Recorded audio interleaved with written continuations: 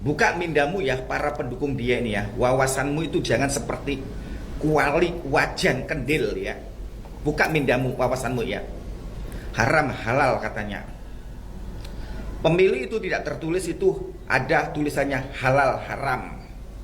Kemarin ya. Apalagi memilih ketiga kandidat di Indonesia itu. Ada tulisan Anies halal, Ganjar, Prabowo haram. halal haram. Gak ada kan? Soal kemenangan dan yang kalah bukan berarti halal haram. Siapa yang menang haram katamu, dan siapa yang kalah halal gitu. Mindamu itu dibuka ya. Pemilu presiden di Indonesia ini keputusan Indonesia yang sudah diterapkan, dan setiap warga negara berhak memilih calon kandidatnya, calon presiden di Indonesia. Jadi tidak menentukan halal haramnya. Halalnya Anies di mana? Haramnya Prabowo di mana? Coba jelaskan. Saya ingin tahu. Adakah di dalam hadis Al-Quran menyebutkan bahwa Prabowo itu haram? Adakah di dalam Al-Quran menyebutkan bahwa Anies Baswedan itu halal jika menang jadi presiden? Sebutkan. Saya ingin tahu para pendukung-pendukung orang ini. Ya. Jadi soal pemilu, soal pemilihan presiden itu tidak ada halal haram. Yang menentukan itu rakyat, bukan kalian yang menentukan jadi halal haramnya. Yang halal itu mulut-mulut kalian, yang haram itu mulut-mulut kalian, yang haram jadah itu mulut kalian ya. Paham?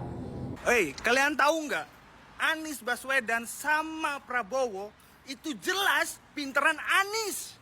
Ya, dalam hal ngomong, dalam hal ngibul, dalam hal ngeblingerin orang, itu Anies nomor 1.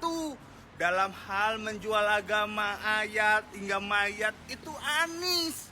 Ya, buktinya apa tuh? Lihat pendukungnya Anies ya, selalu mentuhankan, mendewakan Anies, menganggap Anies ini orang yang paling suci di muka bumi ini. Ya beda kalau Pak Prabowo pinter kerja. Ya, kalau Pak Prabowo pinter menyusun strategi, pinter manajemen, buktinya perusahaannya sampai detik ini sukses. Dan Pak Prabowo tidak punya politik hitam seperti menipu atau ngibulin, ya. Jadi Indonesia cocok dipimpin oleh Bapak Prabowo Subianto dan Mas Gibran. Salam NKRI harga mati. Bener banget teman-teman. Yang di sebelah tuh kayak mendewakan banget. Emang ya, pendukung itu cerminan dari pemimpinnya. Manakah rakyatnya? Sementara rakyat miskin. Semua naik, barang semua naik, tetapi tidak dipikirkan. Maka kami sebagai masyarakat Banten khususnya, emak-emak mengutuk keras pemimpin yang sekarang. Kalau tidak mati, ingat bahwa kehancuran di muka bumi ini terjadi karena pemimpin yang kurang ajar. Pemimpin jolim. Pemimpin dolim. Termasuk memindahin ibu kota. Ingat, sepanjang sejarah presiden, baru kali ini presiden yang kurang ajar mengkhianati dan menyakiti hati rakyat Indonesia. Ada apa dengan ini? Justru kami sebagai rakyat kecil bertanya, ada apa? Apakah utang piutangnya selalu membesar, membengkak, sehingga ibu kota Jakarta bisa kamu jual? Ini pertanyaan saya. Sama oligarki. Jadi saya mengutuk keras. Saya tidak takut dengan kematian, tapi saya ingat bahwa seorang pendolim pasti akan mati dengan cara yang tidak terhormat.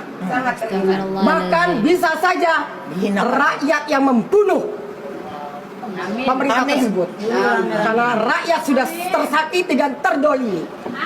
Lihat rakyat yang di luar sana, yang di pedesaan sana, jangankan memikirkan IKN, untuk makan pun sulit. Ini kami sebagai relawan langsung terjun ke daerah-daerah, betapa sakitnya rakyat.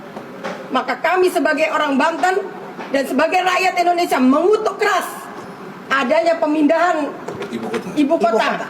Iya. Ini harus kami akui sebagai emak-emak dan sebagai wanita Indonesia, karena wanita adalah tiang negara. Apabila wanitanya hancur, maka hancur juga negaranya. Ya. Demikian dari saya. Assalamualaikum warahmatullahi wabarakatuh. Bu, astagfirullahaladzim, Bu. Jaga atuh ya omongannya sampai nyumpah-nyumpahin mati, Bu. Ibu, Jakarta itu bukannya dijual atau gimana. Ini tuh pindah ibu kota karena juga udah banyak gitu hal-hal yang harus mengharuskan untuk pindah. Contohnya di Jakarta itu penduduknya udah padat banget, Bu. Dan kedua, air laut di Jakarta itu udah mulai naik. Itu yang mengharuskan ibu kota itu pindah ke IKN, Bu, bukan dijual. Ini tuh demi kebaikan, malah demi kebaikan masyarakat di sana gitu. Bukan malah untuk memperburuk, menjatuhkan, menzolimi, enggak. Dulu pada tanggal 21 Mei 1998 Bapak Presiden Soeharto mengumumkan pengunduran dirinya. Akankah tanggal 21 Mei 2024 Jokowi mengundurkan diri? Kita lihat besok. Semangat tetap menuju ke reformasi 2024. Assalamualaikum warahmatullahi wabarakatuh. Kembali lagi dengan kami setelah tanggal 22 April lalu. Ini pertama kalinya kami akan turun kembali ke jalan tanggal 21 Mei 2024. Reformasi sudah 26 tahun, tapi pemerintah negara gagal mensejahterakan rakyat. Yang ada apa? Pada era itu, banyak baju-baju kuning, pencuri-pencuri, perampok-perampok bertebaran di legislatif, di eksekutif, di yudikatif, hasil reformasi 1998, dan inilah hutang yang membengkak.